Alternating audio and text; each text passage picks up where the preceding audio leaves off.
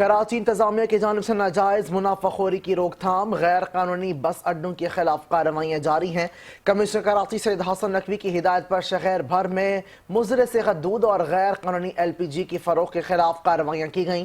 شہر بھر کے تمام ڈپٹی کمشنرز نے کمشنر کراچی سید حسن نقوی کو گزشتہ روز کی جانے والی مختلف کارروائیوں کی رپورٹ پیش کر دی ہے۔ کمشنر کراچی سید حسن نقوی نے کہا ہے کہ ڈپٹی کمشنر مضر صیغت دودھ کی روک تھام، تجاوزات کے خلاف مہم جاری رکھیں۔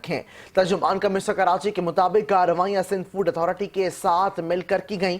کارروائیاں گلزار ہجری اور گلبرگ ٹاؤن کے مختلف مقامات پر کی گئی ہیں۔ کارروائیوں میں 80 لیٹر سے زائد مضر صیغت دودھ کو تلف کیا گیا۔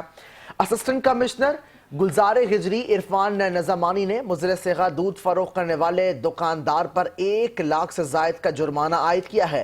کمشنر کراچی کو ڈپٹی کمشنر وسطی طہا سلیم کی جانب سے پیش کی گئی رپورٹ کے مطابق گزشتہ 10 روز پہلے تینوں بس اڈے ختم کر دیے گئے تھے، تاہم اطلاع ملی تھی کہ کوئٹہ اور دیگر شہروں کے لیے 2/12 سے یہاں سے انٹرسٹی بسیں اور کوچز چلائی جا رہی ہیں، لہٰذا اسسٹنٹ کمشنر گلبرگ افشا ریکی نے کارروائی کر کے ان اڈوں کا خاتمہ کر دیا۔